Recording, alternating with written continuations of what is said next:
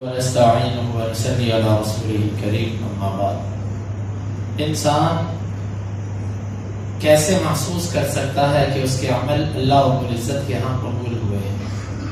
اعمال کی قبولیت کی کون سی ایسی علامات ہیں کہ جن سے انسان محسوس کر سکتا ہے کہ رب العالمین نے اس کے عمل کو قبول کیا؟ ویسے تو یہ ایک ایسا باب ہے کہ جس کا علم اللہ مالک الملک کے پاس ہے، لیکن پھر بھی کچھ ایسی علامات ہیں جن علامات سے انسان کو محسوس ہوتا ہے کہ انشاءاللہ رب العالمین نے میرے اس عمل کو قبول کر دیا۔ پہلی علامت اس کی یہ ہے کہ انسان کے اندر تواضع، انکساری، عاجزی بڑھتی جاتی ہے۔ آپ نے دیکھا ہے کہ جس درخت کو پھل لگتا ہے، جیسے جیسے اس کے پھل بڑھتے جاتے ہیں اس درخت میں جھکاؤ پیدا ہوتا جاتا ہے۔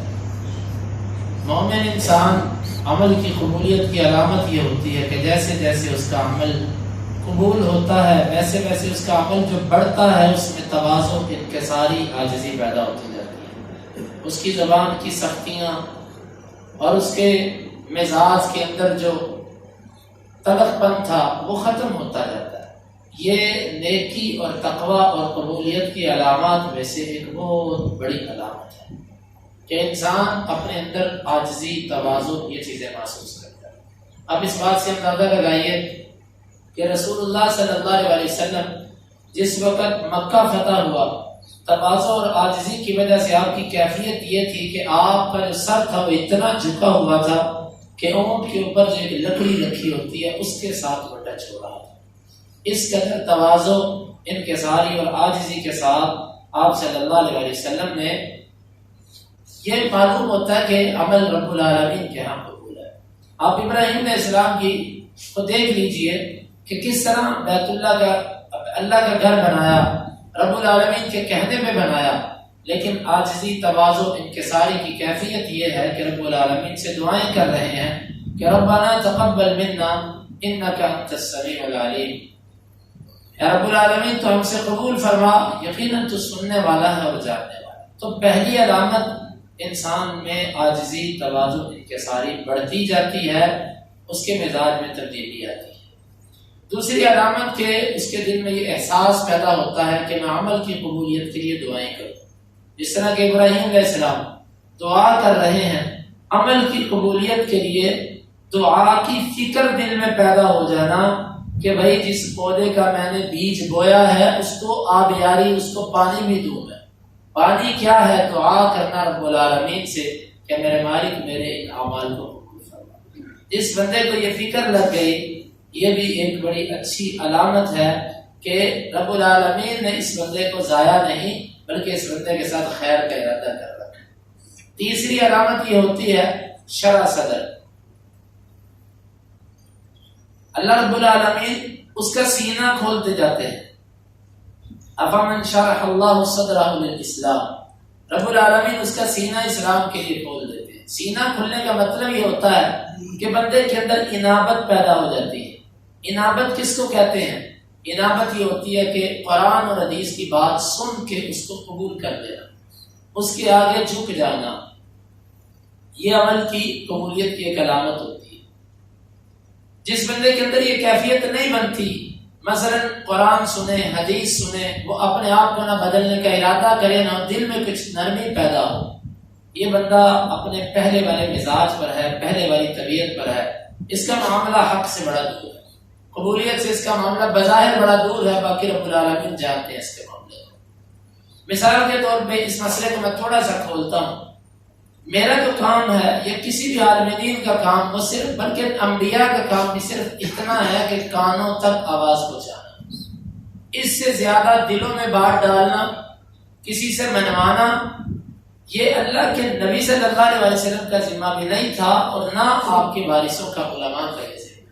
ہم آپ کو یہ کہہ سکتے ہیں کہ آپ اپنے عقیدے کو قرآن سے چیک کر دیں، ذرا ایک نظر دیکھیں کہ آپ کا عقیدہ قرآن کے مطابق ہے کہ نہیں ہے۔ اتنی آواز پہنچانا ہمارا حق بنتا ہے، آگے خود تحقیق کر لینا، دیکھ لینا، یہ آپ کا حق بنتا ہے۔ ہمارا یہ کہنا حق بنتا ہے کہ اپنی نماز نبی صلی اللہ علیہ وسلم کے طریقے کے مطابق کر لیجئے، کیونکہ وہ صحابی رسول جو نبی صلی اللہ علیہ وسلم کے زمانے کا آدمی تھا اور مسجد نبوی کے اندر نماز پڑھنے کے لیے آیا، اور اس زمانے میں آیا جو زمانہ سب زمانوں سے بہتر ہے، اور اس ہستی کے سامنے اس نے نماز پڑھی جو ہستی سب سے بہتر ہے۔ کتنی فضیلتیں جمع ہوئی؟ 4 فضیلتیں۔ پڑھنے والا صحابی رضی اللہ عنہ بارک اللہ تعالیٰ ان سے راضی و اللہ سے راضی۔ جہاں پڑھی گئی مسجد نبوی ایک نماز 1000 کے برابر، اور جس زمانے میں پڑھی گئی خیر القرون قرنی، بہترین زمانہ وہ نبی صلی اللہ علیہ وسلم کا تھا۔ اور چوتھی مزیت کے نبی صلی اللہ علیہ وسلم کے سامنے پڑھی اس نے نماز۔ 4 خصوصیتیں اس آدمی کے پاس جمع تھی، اس کے باوجود آپ نے فرمایا کہ تو واپس چلا جا، تو نے نماز نہیں۔ 4 خصوصیتوں کے متحمل انسان کو اللہ کے نبی کہتے ہیں تو نے نماز نہیں پڑھی، یہ نہیں فرمایا کہ تیری نماز ناقص ہے، فرمایا تو نے پڑھی نہیں۔ اور اسی بخاری کے اندر روایت موجود ہے کہ صحابی نے ایک آدمی کو نماز پڑھتے دیکھا کہ نماز کا طریقہ اللہ کے نبی صلی اللہ علیہ وسلم والا نہیں تھا۔ دیکھ کے کہنے لگے کہ اگر تو اس نماز پر مرتا ہے تو اس فطرت پہ مرتا ہے کہ جس پہ رب العالمین نے محمد صلی اللہ علیہ وسلم کو پیدا نہیں کیا تھا، تو کسی اور فطرت پہ ہے۔ اور ایک صحابی نے ایک آدمی کو دیکھا اور پوچھا کتنا عرصہ ہو گیا تجھے یہ نماز پڑھتے؟ کہنے لگا 40 سال۔ کہنے لگا 40 سال کی نمازیں تو نہیں ہوئی، آگے کی فکر کر۔ نماز کا مسئلہ جو ہے نا، یہ نبی صلی اللہ علیہ وسلم کا طریقہ کیا تھا، ہمیں اس طریقے پہ نماز سیکھنا لازم ہے۔ میرے استاد کی سکھائی ہوئی نماز، دادی اماں سے سیکھی ہوئی نماز، محلے کی باجی سے سیکھی ہوئی نماز، اور قوم قبیلے کی سیکھی ہوئی نماز میرے اور آپ کے ہاں تو شمار ہوتی ہے، رب العالمین کے ہاں یہ کام نہیں چل سکتا۔ وہاں پر معاملہ نبی صلی اللہ علیہ وسلم کے طریقے پر ہوگا۔ میرے سے کل ایک ساتھی نے سوال کیا کہ رفع الیدین کے بغیر نماز ہوتی ہے کہ نہیں؟ میں نے کہا میں اس کا جواب بعد میں۔ محبت کا تقاضا یہ ہوتا ہے کہ بندہ یہ تقسیمیں نہیں کرتا۔ جب نبی صلی اللہ علیہ وسلم نے کہا کہ صلوا کما رأیتمونی اصلی، نماز ویسے پڑھو جیسے مجھے نماز پڑھتے دیکھا، پھر اس بات کا سوال ہی ختم ہو جاتا ہے یہ عمل فرض ہے کہ نہیں ہے، کہ مطلب میں صرف فرائض کی ادائیگی کروں گا، سنتوں کو میں نہیں اختیار کروں گا، نبی صلی اللہ علیہ وسلم نے جن طریقوں کو اپنایا میں ان کا نہیں لوں گا۔ بھائیو یہ مزاج ہی کچھ اور ہے۔ انابت والے کا، اللہ کے آگے رجوع کرنے والے بندے کا یہ مزاج نہیں ہوتا۔ وہ یہ کہتا ہے کہ میں اپنے نبی صلی اللہ علیہ وسلم کی نماز دیکھنا چاہتا ہوں۔ اب ایک دفعہ رفع الیدین کرنے پر 10 نیکیاں ملتی ہیں۔ یہ بات میری نہیں ہے، میری ہوتی تو آپ کہتے ٹھیک نہیں۔ یہ امام بخاری رحمہ اللہ اپنی کتاب جز رفع الیدین کے اندر اس روایت کو لائے ہیں، اور اسی طرح یہ اور کتابوں کے اندر بھی عبداللہ بن عمر رضی اللہ عنہ متبع سنت سے آدمی ہیں، وہ کہتے ہیں کہ ایک دفعہ رفع الیدین کرنے پر ایک انگلی پر ایک نیکی، 10 انگلیاں 10 نیکی۔ اور 4 رکعتی نماز کے اندر جس بندے نے 10 دفعہ رفع الیدین کیا، اس کی کتنی نیکیاں ہو گئی؟ 100 نیکی۔ یہ 100 نیکی زائد لے گیا اس بندے سے کہ جس بندے نے رفع الیدین نہیں کیا۔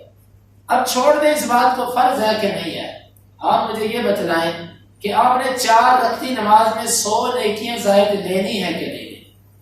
قیامت کے دن ایک نیکی کی خاطر انسان کبھی ماں کے پاس جائے گا، کبھی باپ کے پاس جائے گا، کوئی اس کو نیکی نہیں دے گا۔ یہاں پر میں جان بوجھ کے 100 نیکیاں چھوڑ جاؤں، 100 روپیہ تو میں نہیں چھوڑتا، لیکن 100 نیکیاں چھوڑ جاؤں۔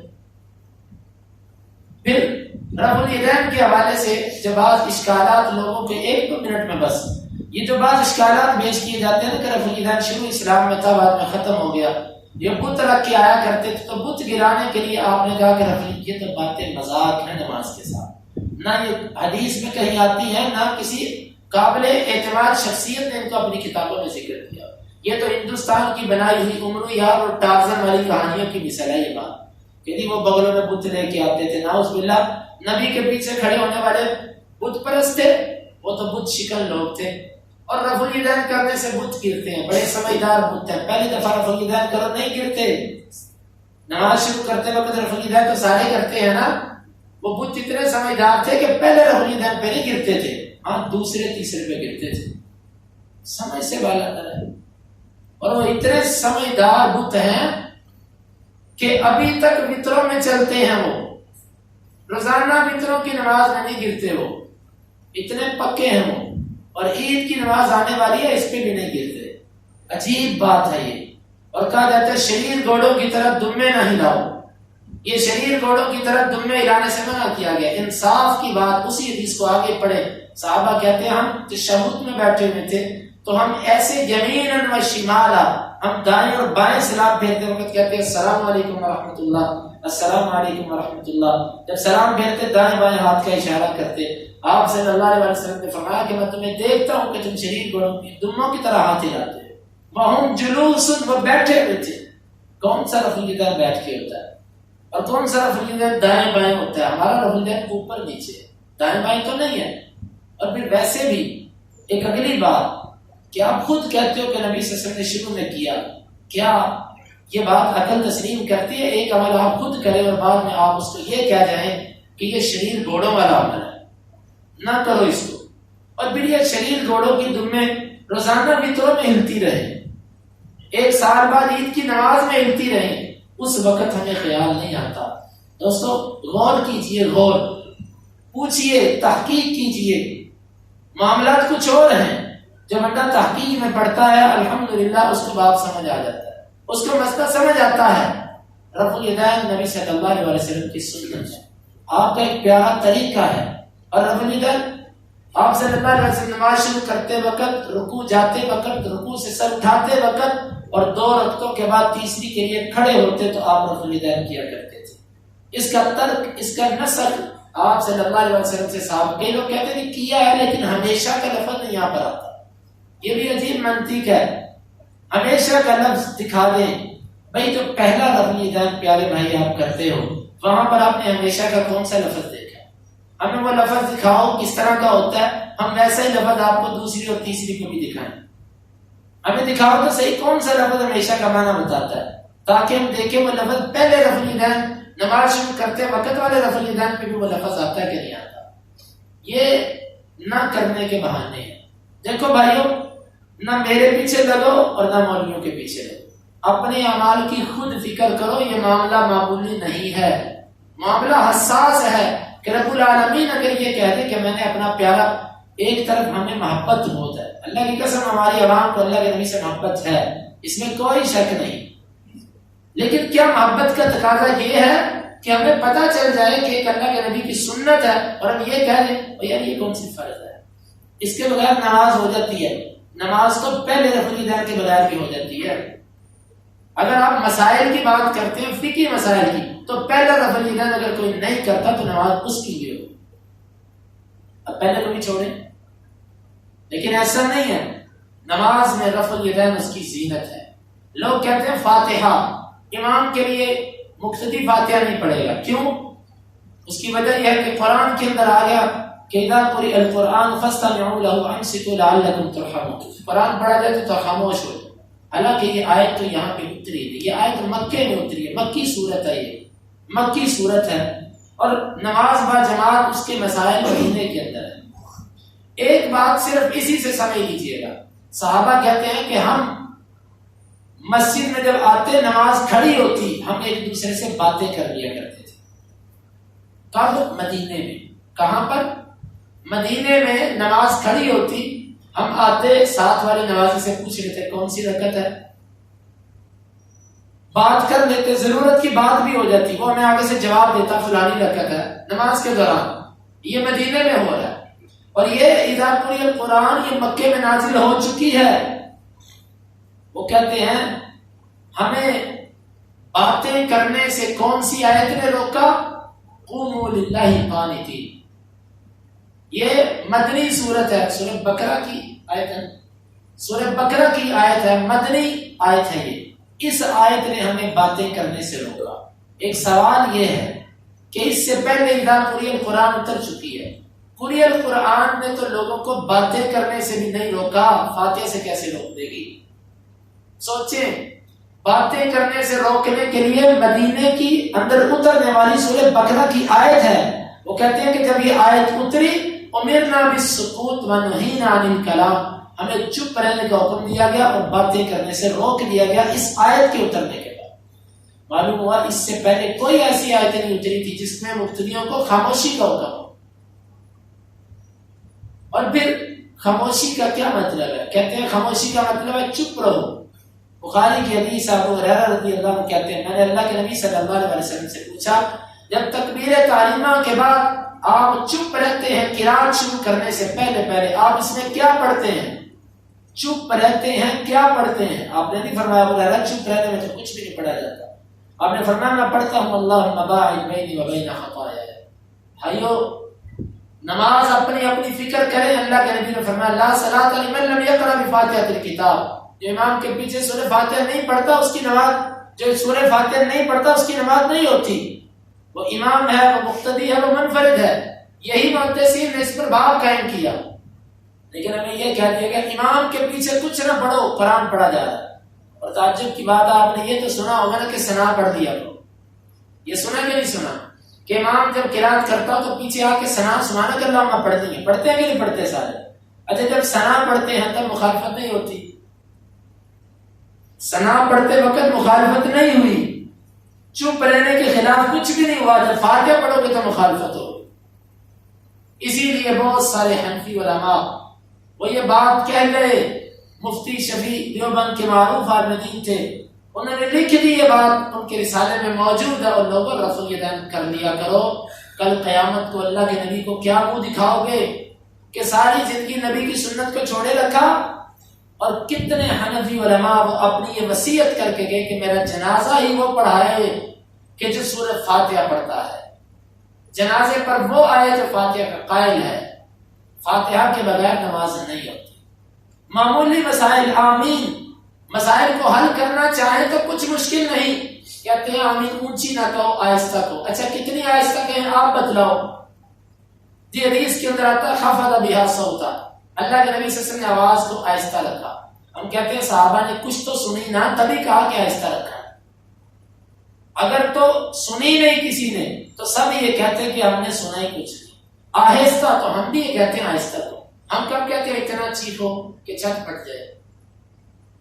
اور پھر بخاری کے اندر عطا بن ابی رباح نے 400 صحابہ کی معیت میں نماز، عبداللہ بن زبیر امام ہیں اور نماز پڑھ رہے ہیں، پیچھے صحابہ کرام. عطا بن ابی رباح تابعی ہیں. عطا بن ابی رباح کون ہے؟ یہ وہ شخصیت ہے جو امام ابو حنیفہ کے استاد ہیں.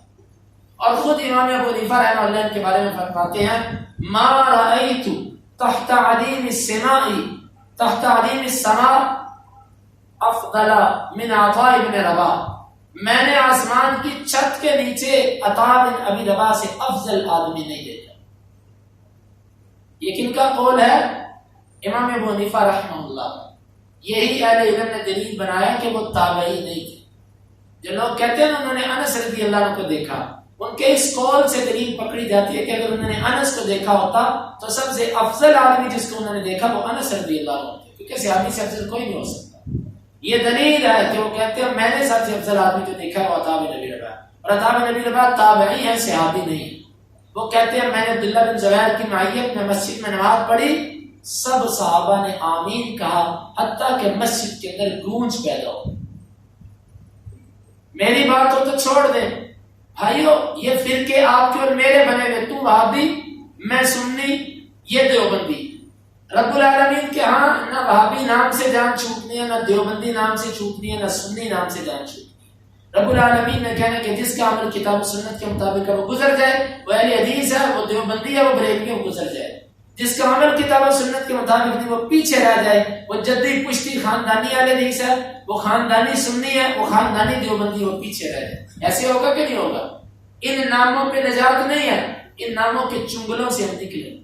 کتنا آسان مسئلہ صفوں کا. میں نے کتنے حنفی علماء سے کہا کہ یار اس میں کوئی اختلاف ہے، اس میں تمہارے پاس کوئی حدیث ہو کہ 3 انگلیوں کا فاصلہ رکھ کے کھڑے ہو جائے.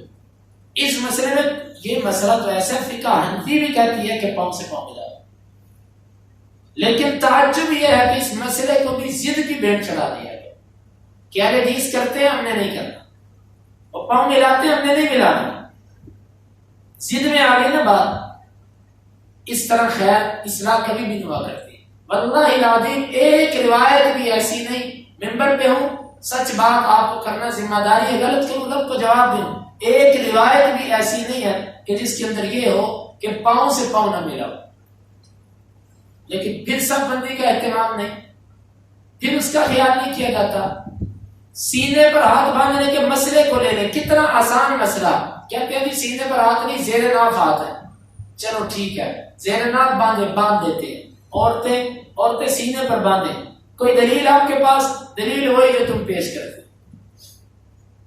جو ہم دلیل پیش کرتے ہیں اس میں تو مرد کا ذکر ہے، اس میں تو عورت کا ذکر ہی نہیں.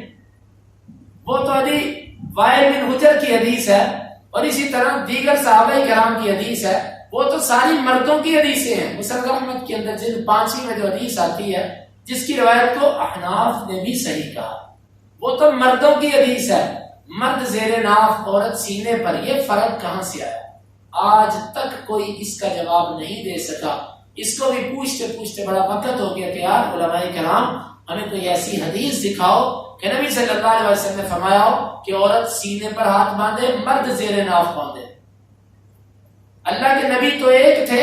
آپ کے پاس بخاری میں آتا 20 دن صحابہ کرام آئے. جب جانے لگے آپ نے فرمایا یہ نماز اپنے گھر والوں کو جا کے سکھاؤ. آپ نے فرق کیا، عورت کی نماز یہ اور مرد کی نماز یہ. جتنے مرد اور عورت کی نماز میں فرق پر باتیں پیش کی جاتی ہیں، واللہ اس میں ایک بھی اللہ کے نبی سے بسندے سے ثابت نہیں. ہاں وہ جو فرق، عورت اپنے ٹخنے کو ڈھانپے، مرد ننگا رکھے. عورت کی دوپٹے کے بغیر نماز نہیں، مرد ننگے سر پڑے تو ہو جاتی ہے. عورت چھپ کے پڑھے، گھر کے اندر پڑھے، مرد مسجد میں آ کے. یہ تو فرق سب کو معلوم، اس میں تو اختلاف ہی نہیں ہے. اختلاف تو کیفیت نماز میں ہے کہ نماز کی کیفیت میں کوئی فرق کی دلیل لائے. اللہ کے نبی صلی اللہ علیہ وسلم سے ہم بھی مسلمان ہیں، ہم بھی آخرت کو ماننے والے، رب العالمین کے حکموں پر چلنے والے ہیں. ہمیں بھی دلیل دو تاکہ ہم بھی اپنی عورتوں کو اس پر عمل کر پائیں. وہ جی بس یہ استر للعورہ ہے. استر للعورہ کیا چیز ہوتی ہے؟ وہ جی اس سے بس زیادہ پردہ ہو جاتا ہے نا کہ چھاتی اپنی چھپا لے، چھاتی ابری ہوئی ہے اس کو چھپائے. بھئی تمہاری عقل تو دلیل نہیں بن سکتی نا. تم اپنی عقل سے کہتے ہو اس کو چھپائے، اس کو چھپائے. اور بھی کئی چیزیں نمایاں ہوتی ہیں، اس پر کیا کرے؟ یہ عقل دلیل نہیں بن سکتی کہ یہ استر ہے، اس سے ستر زیادہ چھپتا ہے اس لیے وہ سینے پر رکھے. اللہ کے نبی کو نہیں معلوم تھا. نبی صلی اللہ علیہ وسلم نے کہا اپنی عقل سے ماننے کو آئے تو سب کچھ مان لیا، اور اگر نہ ماننے پہ آئے تو صحیح احادیث بھی ہو، آدھا ٹکڑا لے لیا آدھا چھوڑ. صحیح بخاری کی حدیث آپ نے فرمایا کہ فجر کی نماز شروع ہونے میں اتنا وقت ہو نا، سورج طلوع ہونے میں اتنا وقت ہو کہ آپ ایک رکعت پڑھ سکتے ہیں، دوسری رکعت سورج طلوع ہونے کے دوران ہوتی ہو آپ کی، آپ پڑھ لو، نماز ہو جائے گی. اسی طرح عصر کی نماز بھی آپ لیٹ ہو گئے، اتنا لیٹ ہو گئے کہ سورج ڈوبنے میں 2-3 منٹ ہے. 2-3 منٹ میں ایک رکعت پڑھی، باقی تینوں رکعتیں سورج ڈوبنے کے بعد. آپ نے فرمایا کہ پڑھ لو، اثر ہو جائے گی. بخاری کی حدیث ہے، میری بات نہیں. حدیث کو سارے صحیح مانتے. اب ہمارے بھائیوں نے یہ کہا کہ بھائی یہ جو فجر کی نماز ہے نا یہ نہیں ہوئی، اثر کی ہو جائے گی. اچھا بھی کہ تمہارے پاس حدیث ہے؟ نہیں، حدیث ہمارے پاس نہیں. آپ یہ بات کیوں کہتے ہو؟ اس لیے کہ یہ جو فجر کی نماز ہے نا یہ عقل کے خلاف ہے کہ ہو جائے، اور اثر والی نماز عقل کے مطابق ایسی ہو جاتی ہے. اچھا وہ عقل کیا ہے؟ وہ عقل یہ ہے کہ فجر کی نماز کا وقت ہوتا ہے سورج طلوع ہونے سے پہلے پہلے. سورج طلوع ہونے سے پہلے پہلے کامل وقت ہے. جیسے سورج طلوع ہونا شروع ہوا اس کا وقت ناقص ہو گیا. اب جو وقت پڑے گا نا وہ قضا شمار ہو. وہ کہتے ہیں کامل وقت میں شروع کی، ابھی سورج طلوع نہیں ہوا تھا، کامل وقت تھا، اور نماز پڑھتے پڑھتے ناقص وقت شروع ہو گیا اور ناقص وقت میں ختم کی. کامل میں شروع کر کے ناقص میں ختم کی نماز نہیں. اچھا یہ کس نے کہا نہیں ہوئی؟ بس ہماری عقل کہتی ہے. اثر کی ہو گئی. وہ کیوں ہوئی؟ اس لیے کہ وہ جب سورج زرد ہو جاتا ہے نا تو نماز کا ناقص وقت شروع ہو جاتا ہے. ٹھیک ہے، تو وہ ناقص میں شروع کی، زرد ہونے کے بعد ہی شروع کی تھی، سورج ڈوبنے کے بعد بھی ناقص ہی وقت تھا. ناقص بھی شروع کی، ناقص میں ختم کی، وہ ہو گئی. کامل میں شروع کی، ناقص میں ختم کی، وہ نہیں. کس نے کہا؟ یہ حدیث میں آیا. صرف عقل نہیں مانتی، تقسیم کرتی. بھائیوں میں آپ کو کسی گروہ کی طرف نہیں بلاتا، میں آپ کو صرف یہ کہتا ہوں قرآن اور حدیث کی طرف آؤ. خود قرآن کھول کے عقیدہ دیکھو، قرآن نے کیا عقیدہ دیا ہے انبیاء کے بارے میں، اولیاء کے بارے میں، نیک لوگوں کے بارے میں. قرآن نے مجھے کیا عقیدہ دیا. خود احادیث سے اللہ کے نبی کی نماز کا طریقہ معلوم کرو. ہم سے پوچھو، ان علماء سے بھی پوچھو. جو بندہ اس پوچھنے میں پڑھتا الحمدللہ وہ راہ حق پہ آ جاتا ہے. اور اس کے لیے منزلیں کھل جاتی ہیں. تو میں اپنے دوست احباب کو یہی دعوت دیتا ہوں، اس رمضان کا اثر ہمارے اوپر ایک یہ ہونا چاہیے کہ ہماری نماز اور ہمارا عقیدہ جو ہے یہ درست ہونا چاہیے. اس سلسلے میں کسی کا مزید سوال ہو وہ میرے سے کرے. اگر کسی بات پہ کسی کی دل آزاری ہوئی ہو تو میں معذرت چاہتا ہوں. اللہ رب العالمین سے دعا ہے کہ اللہ مالک الملک ہمیں کتاب و سنت کے مطابق زندگی گزارنے کی توفیق عطا فرمائے. اللهم انفعنا بما علمتنا وعلمنا ما ينفعنا وزدنا علما. آخر دعوانا الحمد لله.